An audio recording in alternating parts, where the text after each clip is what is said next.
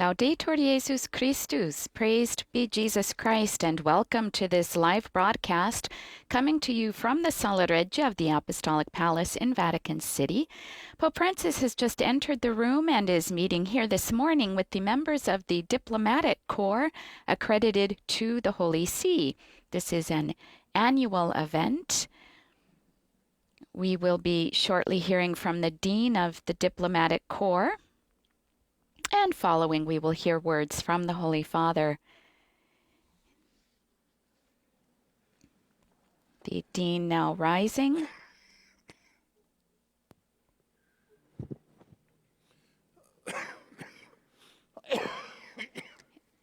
This is His Excellency George Poulides of Cyprus, greeting the Holy Father on behalf of all of the diplomatic corps here in the Vatican. Your Holiness, he says, as Dean of the Diplomatic Corps accredited to the Holy See, I am deeply honored and moved to present our best wishes to you for your good health and the continued fruitfulness of your mission. L'an dernier, en cette même occasion, vous nous invitiez à croire aux valeurs de la diplomatie multilatérale. I wish to recall that 1 year ago on this occasion, you invited us to believe in the values of multilateral diplomacy. Avec les conflits et l'affirmation univoque des intérêts personnels, en l'absence d'harmonie, today, in the global world marked by conflict, the unilateral assertion of one's own interests and the lack of harmony between global policies and local necessities, nationalisms and particularisms are becoming more assertive.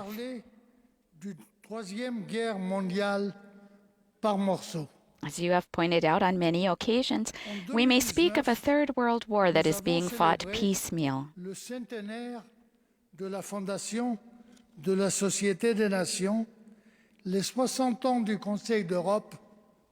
In 2019, we celebrated the centenary of the foundation of the League of Nations, the 70th anniversary of the Council of Europe, and the 30th anniversary of the fall of the Berlin Wall.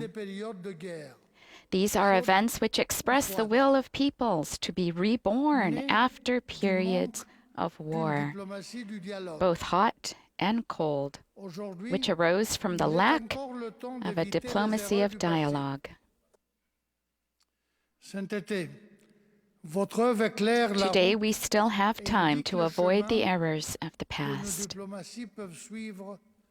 Your Holiness, your actions light the way and indicate the path which our diplomacies can follow by constructing bridges of dialogue, not walls. Afin de promouvoir le dialogue aux Émirats arabes unis et au Maroc. Your Holiness, you have undertaken journeys to promote dialogue in the United Arab Emirates and Morocco, which are Muslim-majority countries. In Abu Dhabi, together with the Grand Imam of Al-Azhar, Ahmed Al-Tayeb, you signed the document on human fraternity. De ce texte en soulignant qu'il est essentiel.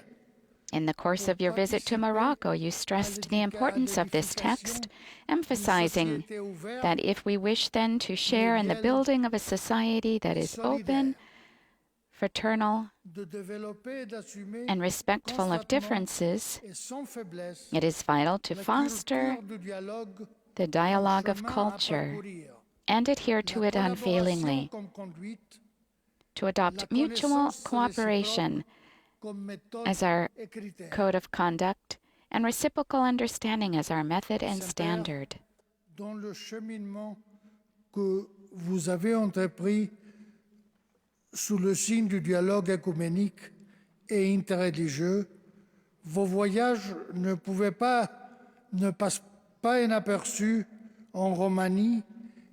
Holy Father, on the journey of ecumenical and interreligious dialogue that you have undertaken, your visits to Romania, and on the paths trodden by Saints Cyril and Methodius to Bulgaria and North Macedonia, cannot go unmarked.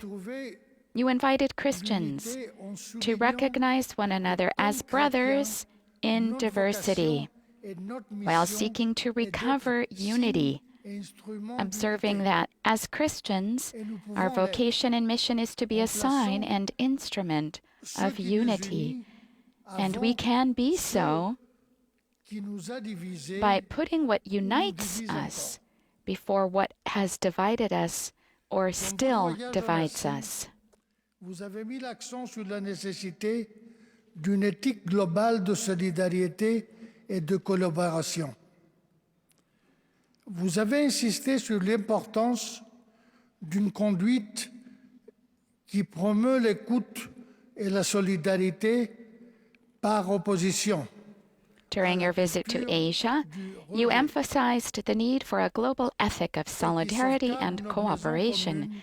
You drew attention to the importance of a way of acting that promotes listening and solidarity in opposition to a throwaway culture, and that safeguards our common home against the threat of total annihilation.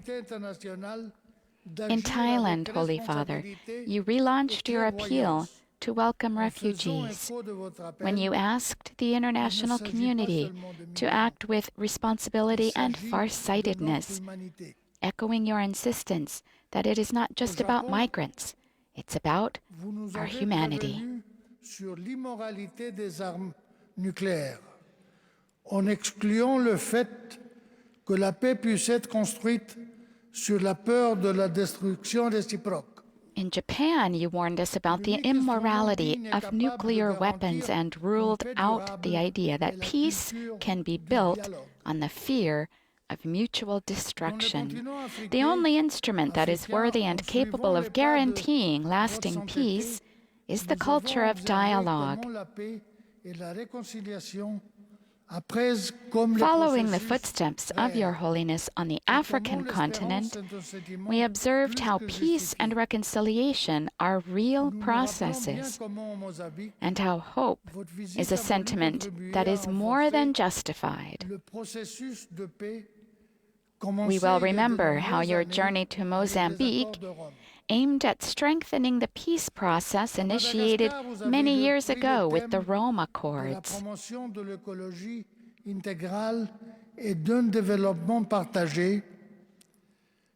In Madagascar, you drew attention once again to the theme of the promotion of an integral ecology and a shared development, combining respect for the environment and social justice.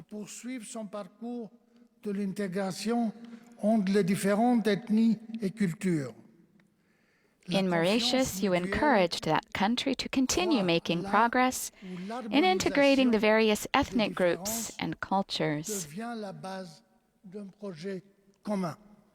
Mutual trust grows wherever the harmonization of differences becomes the basis for a common project.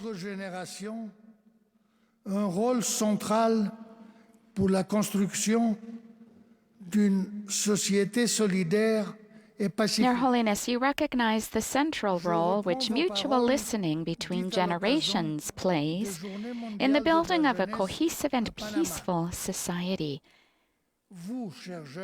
I recall your words during World Youth Day in Panama. You, dear young people, are not the future. No, you are the present. L'instruction, le travail, la communauté, la famille sont les pierres. As you emphasized on various occasions during the past year, education, work, community, and family are the benchmarks that must be guaranteed for future generations. Je trouve essentiel de rappeler l'événement mondial qui se tiendra le 14 mai 2020. Your Holiness, in recognizing your constant desire to provide places for debate and dialogue, I consider it important to recall the world event, which will take place on 14 May 2020, with the aim of creating a broad educational alliance involving all elements of civil and political society for and with the younger generations. This will provide a concrete opportunity to begin building the educational village marked by human fraternity through respect for diversity. Je vous prie d'accepter les vœux les plus chaleureux de bonne année et de bonne santé. Holy Father, I wish you to accept our warmest wishes for a happy new year and for your continued health. I wish to thank you on behalf of the family of diplomats accredited to the Holy See, whom I represent as Dean, for the energy that you have transmitted in the course of the past year.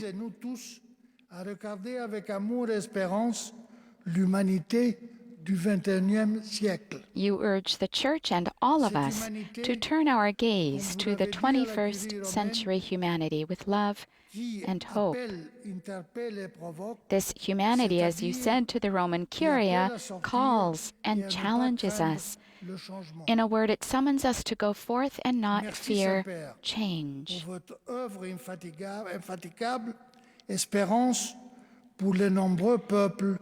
Thank you, Holy Father, for your untiring work, which gives hope to so many people, men and women. Thank you. The greeting of His Excellency George Poulides, the Ambassador of Cyprus, who is the Dean of the Diplomatic Corps accredited to the Holy See. The Holy See has had diplomatic relations with various states beginning around 1500, a tradition that remained almost unbroken, had its ups and downs, especially during the Napoleonic period. We now will hear the address of His Holiness Pope Francis to the members of the Diplomatic Corps gathered here in the Sala Regia of the Apostolic Palace. Eccellenze, signore e signori, un nuovo anno si apre dinanzi a noi e come il vagito di un bimbo appena nato ci invita alla gioia e ad assumere un atteggiamento di speranza. Your Excellencies, ladies and gentlemen, a new year is opening before us, and like the cry of a newborn baby, it fills us with joy and asks us to take on a behavior of hope. I would like that word hope, which is an essential virtue for Christians, to inspire our way of approaching the times that lie ahead.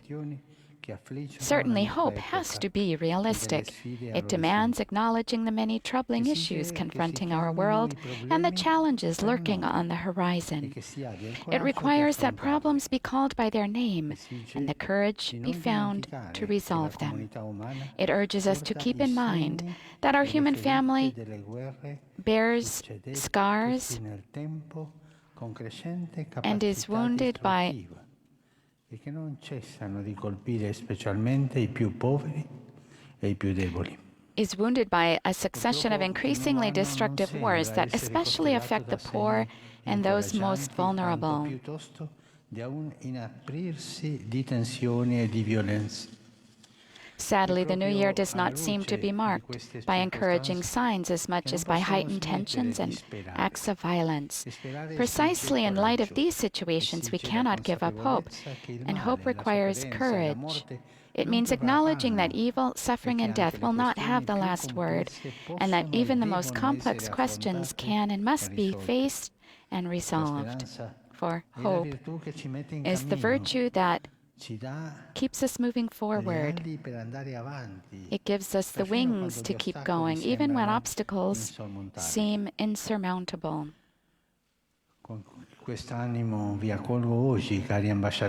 In this spirit, dear ambassadors, I welcome you today and offer you my good wishes for the new year.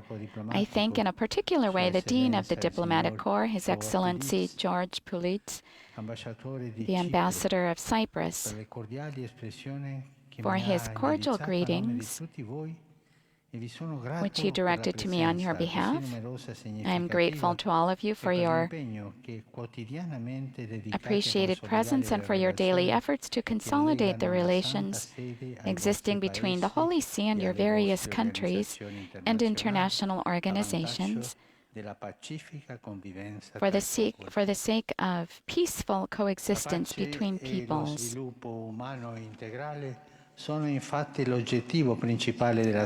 Peace and integral human development are, in fact, the principal aim of the Holy See and its involvement in the field of diplomacy. This is likewise the aim of the work carried out by the Secretary of State and the dicasteries of the Roman Curia, and also by the papal representatives, whom I thank for the dedication with which they carry out their twofold mission entrusted to them of representing the Pope to the local churches and to your respective governments. In this regard, we can think of the agreements of a general nature signed and ratified in the past year with the Republic of the Congo, the dear Central African Republic, Burkina Faso, and Angola, as well as the agreement between the Holy See and the Republic of Italy on the application of the Lisbon Convention on the recognition of qualifications concerning higher education in the European region. So too, the apostolic visits, that is, in addition to being a privileged means for the successor of Peter to confirm his brothers and sisters in the faith, represent an occasion for promoting dialogue at the political and religious levels. In 2019, I had the opportunity to make several significant visits.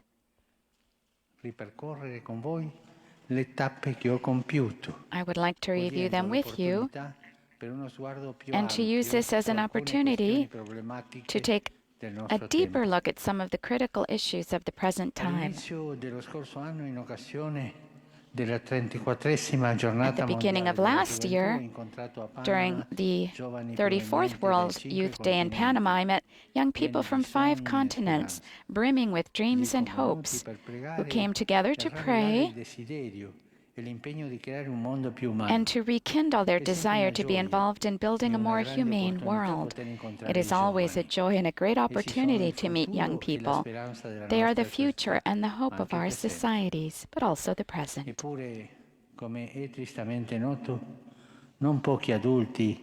As is sadly noted, however, as we know, not a few adults, including different members of the clergy, have been responsible for grave crimes against the dignity of the young, children and teenagers, violating their innocence and privacy. These are crimes that offend God. They cause psychological, physical, psychological, and spiritual damage to their victims and damage the life of the entire community. Following my meeting in the Vatican last February with representatives of the world's episcopates, the Holy See has renewed its commitment to bring to light abuses already committed and to ensure the protection of minors through a wide range of norms which, for dealing with such cases in accordance with canon law and in cooperation with civil authorities on the local and international levels. Given the gravity of the harm involved, it becomes all the more urgent for adults not to abdicate their proper educational responsibilities, but rather to carry out those responsibilities with greater zeal in order to guide young people to spiritual, human, and social maturity. For this reason, I have planned a worldwide event to take place on 14 May with the theme Reinventing the Global Compact on Education. This gathering is meant to rekindle our commitment to and with young people, renewing our passion for a more open and inclusive education, including patient listening, constructive dialogue, and better mutual understanding. Never before has there been such need to unite our efforts in a broad educational alliance, to form mature individuals capable of overcoming division and antagonism, and to restore the fabric of relationships for the sake of a more fraternal humanity. Any change, like the epochal change we are now experiencing, calls for a process of education and the creation of an educational village, capable of forming a network of open and human relationships. That village needs to put the human person at the center, investing creatively and responsibly in long-term projects that train individuals willing to offer themselves in service to the community. What is needed then is an educational vision that can encompass a broad range of life experiences and learning processes in order to enable young people, individually and collectively, to develop their personalities. Education is not limited to school and university classrooms. It is principally ensured by strengthening and reinforcing the primary right of the family to educate and the right of churches and social communities to support and assist families in raising their children. Education requires entering into sincere and genuine dialogue with young people. They are the ones who above all make us aware of the urgent need for that intergenerational solidarity, which has sadly been lacking in recent years. There is in fact a tendency in many parts of the world to be self-absorbed, to be closed within ourselves, to defend acquired rights and privileges, and to view the world within a narrow horizon that treats the elderly with indifference and no longer welcomes the newborn. The general aging of the world population, especially in the West, is a sad and emblematic example of this. Non dobbiamo dimenticare che I giovani attendono la parola e l'esempio degli adulti. While not forgetting that young people look to the words and example of adults, we should also be well aware that they themselves have much to offer, thanks to their enthusiasm and commitment and their thirst for the truth, which constantly reminds us of the fact that hope is not utopian and that peace is always a good that can be attained. We have seen this in the way that many young people have become active in calling the attention of political leaders to the issue of climate change. Care for our common home ought to be a concern for everyone and not the object of ideological conflict between different views of reality, or much less between generations. In the words of Pope Benedict XVI, in contact with nature, individuals rediscover their proper dimension. They recognize that they are creatures, but at the same time unique, capable of God, since they are inwardly open to the infinite. The protection of the home given to us by the Creator cannot be neglected or reduced to an elitist concern. Young people remind us of the urgent need at every level for an ecological conversion. They are telling us that at every level, we are being urgently challenged to protect our common home and to bring the whole human family together to seek a sustainable and integral development. They remind us of the urgent need for an ecological conversion, which must be understood in an integral way as a transformation of how we relate to our sisters and brothers, to other living beings, to creation in all its rich variety, and to the Creator who is the origin and source of all life. Unfortunately, the urgency of this ecological conversion seems not to have been grasped by international politics, where the response to the problems raised by global issues such as climate change remains very weak and a source of grave concern. The 25th Conference of the Parties to the United Nations Framework Convention on Climate Change, the COP25, held in Madrid last December, raises serious concern about the will of the international community to confront with wisdom and effectiveness the phenomenon of global warming, which demands a collective response capable of placing the common good over particular interests. Queste considerazioni riportano la nostra attenzione all'America Latina. These considerations bring our attention back to Latin America, and in particular to the Special Assembly of the Synod of Bishops for the Amazon region, held in the Vatican last October. The Synod was an essentially ecclesial event, prompted by the desire to listen to the hopes and challenges of the Church in Amazonia and to open new paths for the proclamation of the gospel to the people of God, especially to the indigenous peoples. Nonetheless, the Synodal Assembly could not help but discuss other issues as well, beginning with integral ecology. Those issues impact the life of the region, so vast and important for the entire world, inasmuch as the Amazon rainforest is a biological heart for the increasingly threatened Earth. In addition to the situation in the Amazon region, another cause for concern is the proliferation of political crises in a growing number of countries of the Latin American continent, accompanied by tensions and unaccustomed forms of violence that sharpen social conflicts and have grave socioeconomic and humanitarian consequences. Greater polarization does not help to resolve the real and pressing problems of citizens, especially those who are the poorest and most vulnerable, nor can violence, which for no reason can be employed as a means of dealing with political and social issues. Here in this setting, I would like to mention Venezuela in particular, so that efforts to seek solutions will continue.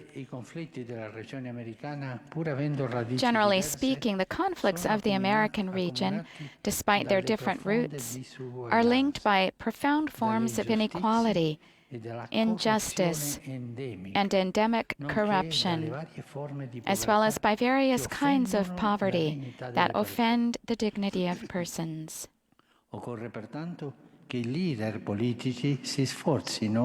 Consequently, there is a need for political leaders to work diligently to reestablish a culture of dialogue for the sake of the common good, to reinforce democratic institutions, and promote respect for the rule of law as a means of countering anti-democratic, populist, and extremist tendencies. Nel mio secondo viaggio del 2019 mi sono recato negli Emirati Arabi Uniti. In my second journey of 2019, I went to the United Arab Emirates, the first visit of a successor of Peter to the Arabian Peninsula. At Abu Dhabi, I joined the Grand Imam of Al-Azhar, Ahmed Al-Tayyib, in signing the document on human fraternity for world peace and living together. This is an important text aimed at fostering mutual understanding between Christians and Muslims and peaceful coexistence in increasingly multi-ethnic and multicultural societies. In forcefully condemning the use of the name of God to justify acts of murder, exile, terrorism, and oppression, the document recalls the importance of the concept of citizenship based on the equality of rights and duties under which all enjoy justice. Ciò esige il rispetto della libertà religiosa e che This requires respect for religious freedom and the resolve to reject the discriminatory use of the word minorities, which engenders feelings of isolation and inferiority and paves the way for hostility and discord, discriminating between citizens on the basis of their religious affiliation. To this end, it is particularly important to train future generations in interreligious dialogue, the main road to greater knowledge, understanding, and reciprocal support between the members of different religions. Al centro della mia visita in Marocco, dove con Sua Maestà il Re Mohammed. Peace and hope were also at the heart of my visit to Morocco, where, with His Majesty King Mohammed VI, I signed a joint appeal on Jerusalem in recognition of the unique and sacred character of Jerusalem, Al-Quds al-Sharif, and with deep concern for its spiritual significance and its special vocation as a city of peace. And from Jerusalem, a city dear to the faithful of the three monotheistic religions, one called to be a symbolic place of encounter and of peaceful coexistence where mutual respect and dialogue are cultivated, I cannot fail to turn to the entire Holy Land and to reiterate the urgent need for the entire international community to reconfirm with courage and sincerity and in respect for international law its commitment to support the Israeli-Palestinian peace process. A more steadfast and effective engagement on the part of the international community is most urgent in other parts of the Mediterranean area and in the Middle East. I think especially of the pall of silence that risks falling over the war that has devastated Syria over the course of the last decade. It is imperative to devise suitable and far-sighted solutions capable of enabling the beloved Syrian people, exhausted by war, to regain peace and to begin the reconstruction of that country. The Holy See favorably regards every initiative aimed at laying the groundwork for the resolution of the conflict, and once more expresses its gratitude to Jordan and Lebanon for having welcomed and taken responsibility, not without significant sacrifice, for millions of Syrian refugees. Unfortunately, in addition to the difficulties caused by this welcome, other factors of economic and political uncertainty in Lebanon and in other states are provoking tensions among the population, further endangering the fragile stability of the Middle East. Particolarmente preoccupati sono I segnali che giungono dall'intera regione in seguito all'innalzarsi della tensione fra l'Iran e gli Stati Uniti.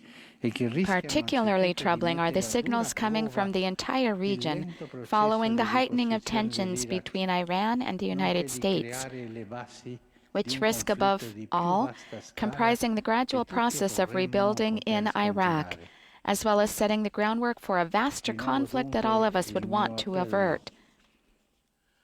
Perché tutte le parti interessate evitino un innalzamento dello scontro. I therefore renew my appeal that all the interested parties avoid an escalation of the conflict and keep alive the flame of dialogue and self-restraint in full respect of international law. Che vive una delle più gravi crisi umanitarie della storia recente. My thoughts turn also to Yemen, which is experiencing one of the most serious humanitarian crises of recent history, amid general indifference on the part of the international community, and to Libya, which for many years has experienced a situation of conflict, aggravated by incursions of extremist groups and by a further intensification of violence in recent days.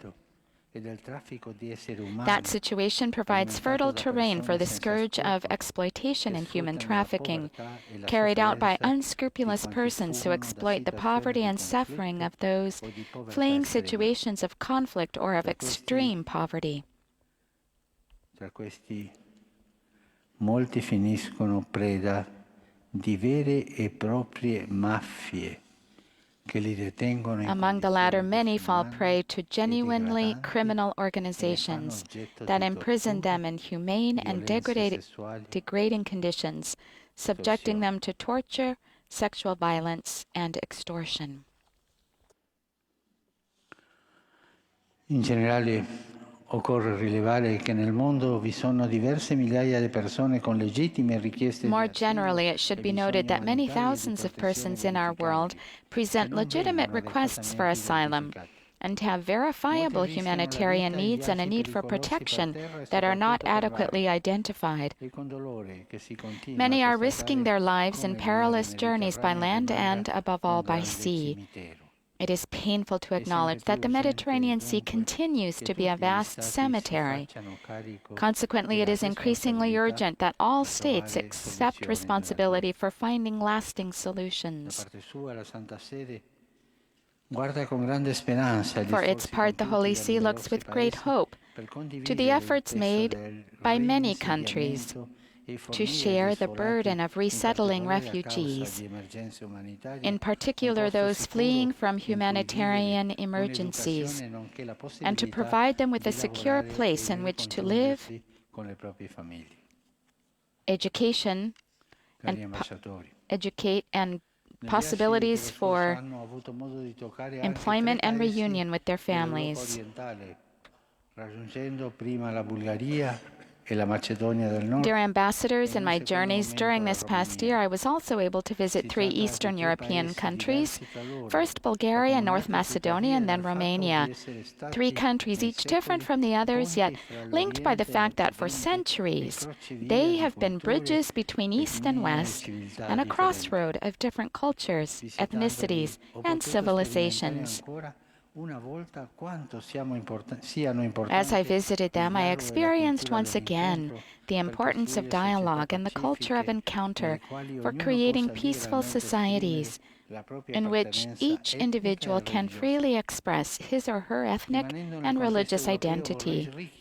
Remaining richiamare within the European l'importanza context, di sostenere I il would like to dialogo reaffirm the e il importance of rispetto della supporting legalità dialogue and internazionale respect for per risolvere international i law conflitti congelati as a means of resolving the che frozen persistono nel conflicts continente, that persist on the alcuni dei continent, quali ormai da some of decenni which have e lasted che for decades and esigono una soluzione and a cominciare demand dalle a situazioni solution, beginning with the riguardanti i Balcani situations involving the occidentali Western e il Balkans Caucaso meridionale, and the Southern tra cui la Caucasus, Georgia. including Georgia. In questa sede vorrei inoltre esprimere l'incoraggiamento della In Santa this Sede setting, I would ai like to express the negoziati per Holy la See's encouragement riunificazione di of the Cipro, negotiations for the che reunification of Cyprus, incrementerebbero la which would cooperazione increase regional regionale, cooperation favorendo and la stabilità di promote tutta the l'area stability of the mediterranea, entire nonché Mediterranean l'apprezzamento per area. i tentativi volti I a would also risolvere il express conflitto my nella parte appreciation for the orientale efforts made dell'Ucraina to resolve the conflict e in porre eastern Ukraine fine alla sofferenza della and to put an end to the popolazione. suffering of its people.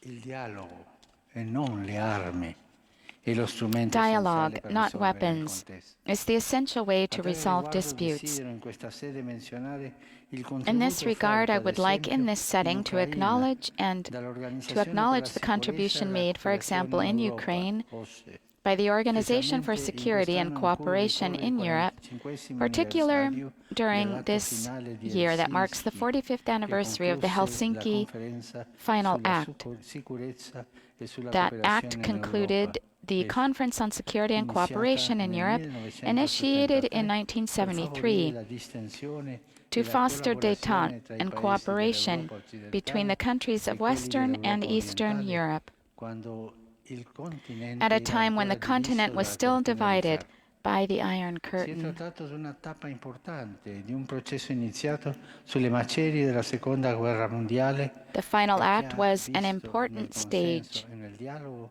uno in a strumento process begun essenziale in per the risolvere il aftermath of the contesto. Second World War, Già nel one that viewed 1949 consensus and dialogue as key instruments for the resolution of conflicts.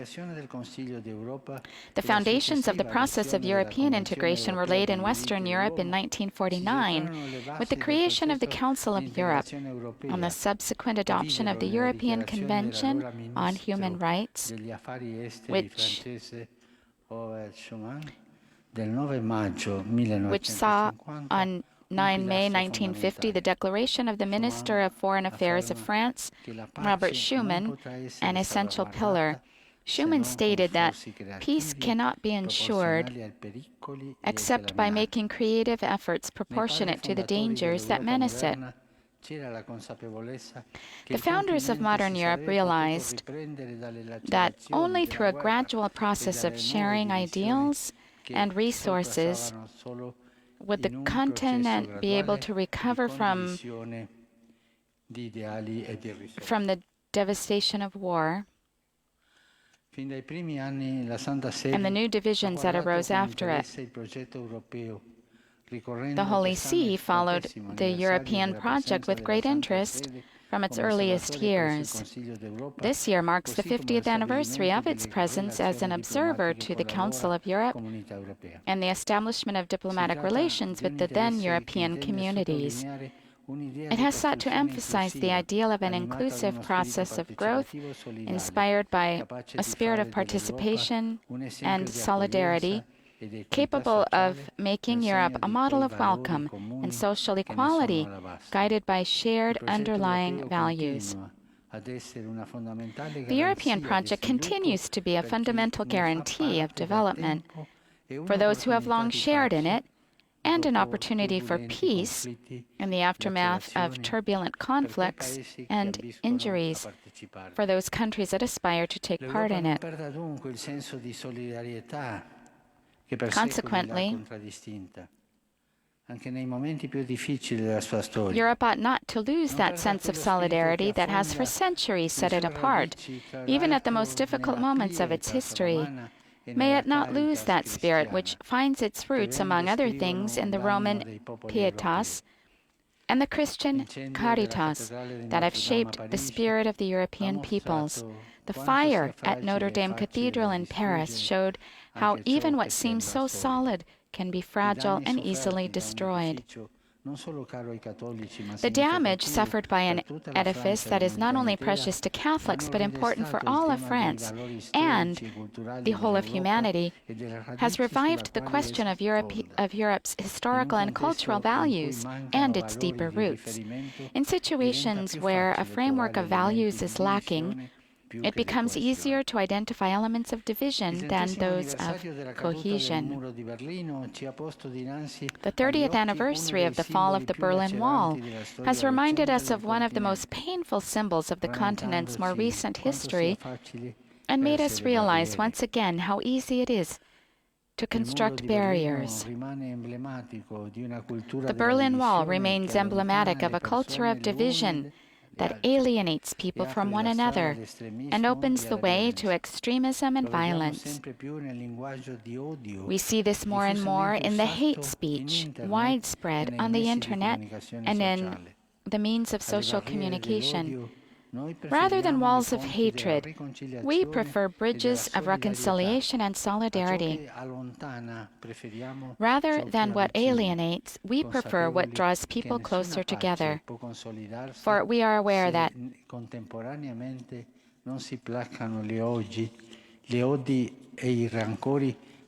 there can be no stable peace without a reconciliation based on mutual charity as a means of quelling hatred and banishing enmity, as my predecessor, Pope Benedict XV, wrote 100 years ago. Dear ambassadors, I was able to see signs of peace and reconciliation during my visit to Africa, where joy is so evident in those who feel part of a people and together face the daily challenges of life in a spirit of sharing. I experienced concrete hope in the form of many encouraging events, starting with the further progress achieved in Mozambique by the signing of the agreement on the definitive cessation of hostilities on the 1st of August. In Madagascar, I saw how it is possible to create security where earlier there was instability, to see hope in place of inevitability, to see signs of life in a place where many proclaimed death and resurrection. Essential in this regard are families and the sense of community that can enable the growth of that basic trust which is at the root of every human relationship. In Mauritius, I observed how the different religions, while respecting their specific identities, work hand in hand to contribute to social harmony and to uphold the transcendent value of life against every kind of reductionism. I am confident that the enthusiasm which was so tangible at every moment of my journey will continue to inspire concrete acts of acceptance and projects capable of promoting social justice and avoiding expressions of exclusion. Broadening our gaze to other parts of the continent, it is painful to witness, particularly in Burkina Faso, Mali, Niger, and Nigeria, continuing episodes of violence against innocent people, including many Christians, persecuted and killed for their fidelity to the gospel. I urge the international community to support the efforts made by these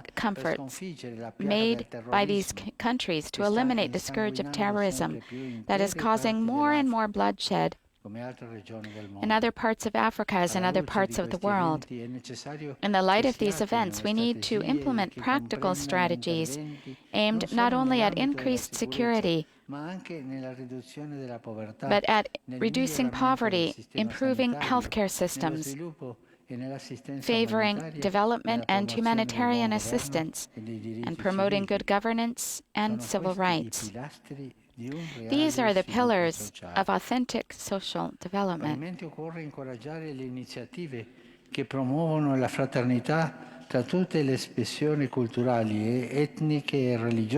Likewise, there is a need to encourage initiatives to foster fraternity among all local, cultural, ethnic, and religious groups, particularly in the Horn of Africa, in Cameroon, and in the Democratic Republic of the Congo, where violence continues, especially in the eastern part of that country.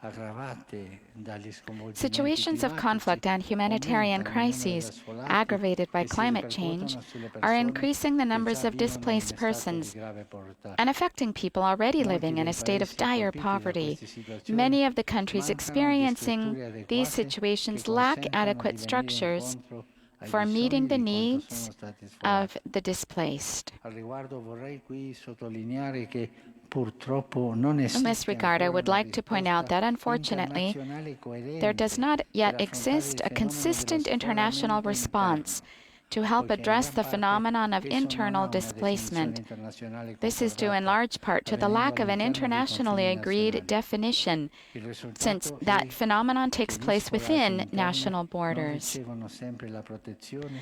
The result is that internally displaced persons do not always receive the protection they deserve and depend on the policies and response capabilities of the nations in which they find themselves. United Nations High-Level Panel on International Displacement. Recently, the United Nations High-Level Panel on International Displacement has begun its work, which I hope will garner attention and worldwide support for displaced persons, while devising concrete plans and projects. In this regard, I think also of Sudan, with the fervent hope that its citizens will be able to live in peace and prosperity and cooperate in the democratic and economic growth of that country.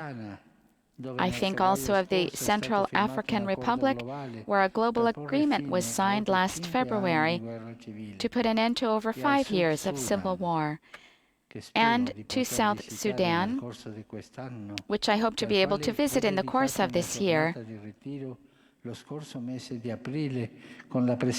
And last April, I dedicated a day-long retreat to that country in the presence of its leaders and with the much appreciated contribution of His Grace Justin Welby of the Archbishop of Canterbury and the Reverend John Chalmers, former moderator of the Presbyterian Church of Scotland.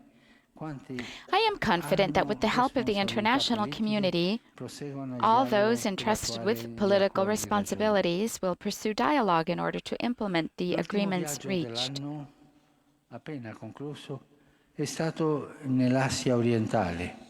My final journey in the year just ended was to Eastern Asia. In Thailand, I was able to witness the harmony that characterizes the country's numerous ethnic groups with their diverse philosophies, cultures, and religions. This represents a significant challenge in the current context of globalization, where differences tend to be flattened out. Differences tend to be leveled and considered primarily in economic and financial terms, with the risk of erasing the distinctive features of various peoples. Lastly, in Japan, I tangibly experienced the pain and horror that we human beings are capable of inflicting on one another.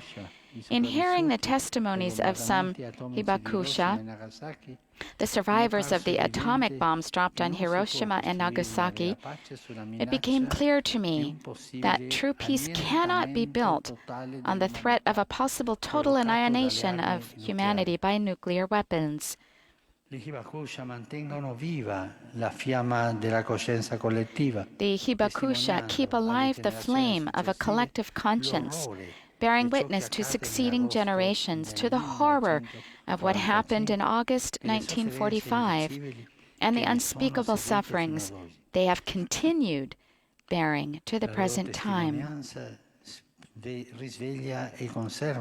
Their testimony reawakens and conserves the memory of the victims, so that humanity's conscience may rise up in the face of every desire for dominance and destruction, especially that fostered by the possession of such potentially destructive devices such as nuclear weapons. These weapons do not foster a climate. These weapons do not only foster a climate of fear, suspicion, and hostility, they also destroy hope. Their use is immoral, a crime not only against the dignity of human beings, but against any possible future of our common home. A world without nuclear weapons is possible and necessary. The time has come for political leaders to realize that a safer world comes about not by the deterrent possession of powerful means of mass destruction, but rather by the patient efforts of all people of goodwill who dedicate themselves concretely, each in his or her own field, to building a world of peace, solidarity, and mutual respect. 2020 offers an important opportunity in this regard. Since on 27 April to 22 May, the 10th Review Conference of the Treaty on the Non-Proliferation of Nuclear Weapons will be held in New York. It is my lively hope that the international community will then manage to achieve a conclusive and proactive consensus on ways to implement this international legal instrument, which has shown itself to be all the more important in times like our own. Nel terminare la rassegna dei luoghi che ho raggiunto nel corso dell'anno appena concluso, as I conclude this review of the places that I visited in the past year, my thoughts turn in a particular way to one country that I have not visited, Australia. Hit hard in recent months by persistent fires that have affected other areas of Oceania as well. I would like to assure the Australian people, especially the victims and all those in the areas devastated by the fires, of my closeness and my prayers. Your Excellencies, ladies and gentlemen, this year the international community celebrates the 75th anniversary of the foundation of the United Nations. Following the tragedies experienced in the wake of two world wars, On 26 April 1945, 46 countries signed the Charter of the United Nations and established a new form of multilateral cooperation. The four goals of the organization set forth in Article 1 of the Charter remain valid today. We may say that the efforts of the United Nations in these past 75 years have been largely successful, particularly by preventing another world war. The foundational principles of the organization, the desire for peace, the pursuit of justice, respect for the dignity of the human person, humanitarian cooperation and assistance, express the just aspirations of the human spirit and constitute ideals that should be at the basis of international relations. In this anniversary, we wish to reaffirm the resolve of the entire human family to work for the common good as a criterion for moral action and a goal inspiring each country to cooperate in guaranteeing the existence and peaceful security of all others in a spirit of equal dignity and effective solidarity within a legal system based on justice and the pursuit of just compromises. This will be the more effective to the extent that efforts are made to overcome che mira a legare I diritti fondamentali a situazioni contingenti, dimenticando che essi sono intrinsecamente fondati nella natura stessa dell'essere umano. Laddove al lessico delle organizzazioni internazionali viene a mancare un chiaro ancoraggio. This will be the more effective in the extent that efforts are made to overcome the indirect approach employed in the language and acts of international bodies, which seeks to link fundamental rights to contingent situations. Such an effort forgets that these rights are intrinsically grounded in human nature itself. Whenever the lexicon of international organizations loses a clear objective, one risks fostering estrangement rather than rapprochement between the members of the international community, with the consequent crisis of the multilateral system, which is now, unfortunately, evident to everyone. In this context, there is a clear need to move once again towards an overall reform of the multilateral system, beginning with the United Nations system, which would make it more effective, taking into due account the present geopolitical context. Dear ambassadors, as I come to the end of these reflections, I would like to mention two other anniversaries occurring this year, which might seem to have little to do with today's meeting. The first is the 500th anniversary of the death of Raphael, the great artist from Urbino, who died in Rome on 6 April 1520. Raphael left us a vast legacy of inestimable beauty.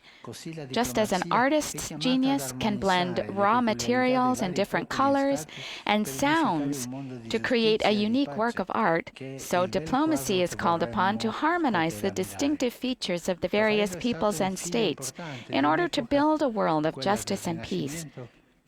This is, in fact, the beautiful masterpiece that all of us want to be able to admire. Raphael was an important figure of the Renaissance, an age that enriched all humanity. It was an age that had its own problems and yet was filled with confidence and hope.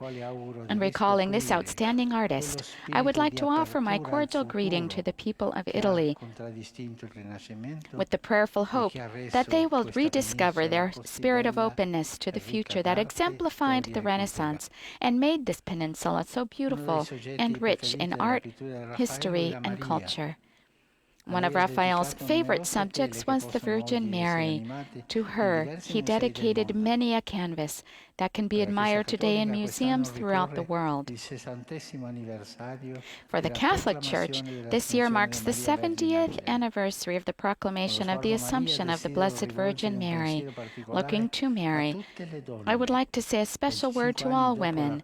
25 years after the United Nations Fourth World Conference on Women held in Beijing in 1995, It is my hope that the invaluable role of women in society may be increasingly acknowledged worldwide, and that all forms of injustice, discrimination, and violence against women come to an end. Every form of violence inflicted upon a woman is a profanation against God. Acts of violence and exploitation directed at women are not merely wrong.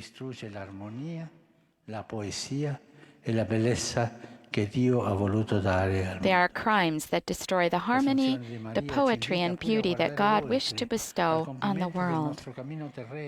The Assumption of Mary also invites us to look ahead to the completion of our earthly journey, to that day when justice and peace will be fully reestablished. May we feel encouraged, then, to work diligently through the diplomacy that is our own imperfect, yet always valuable human contribution, to hasten the fulfillment of this longing for peace in the knowledge that the goal can be obtained. Reaffirming this commitment, I renew to all of you, dear ambassadors and distinguished guests, and to your countries, my cordial best wishes for a new year, rich in hope and every blessing. Thank you.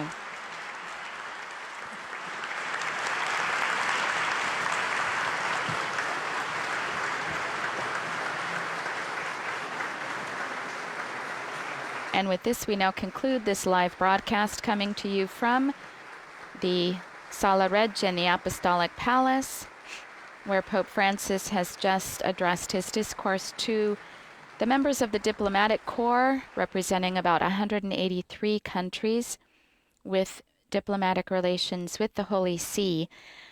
Warm thank you to all of those of you who have joined us from EWTN, from Catholic Faith Network, Shalom World TV, Salt and Light TV, and Catholic TV, and all of you who joined us through various Vatican media channels and radio stations and other internet sites throughout the world.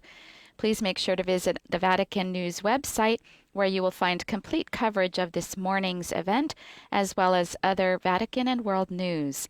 Laudetur Jesus Christus.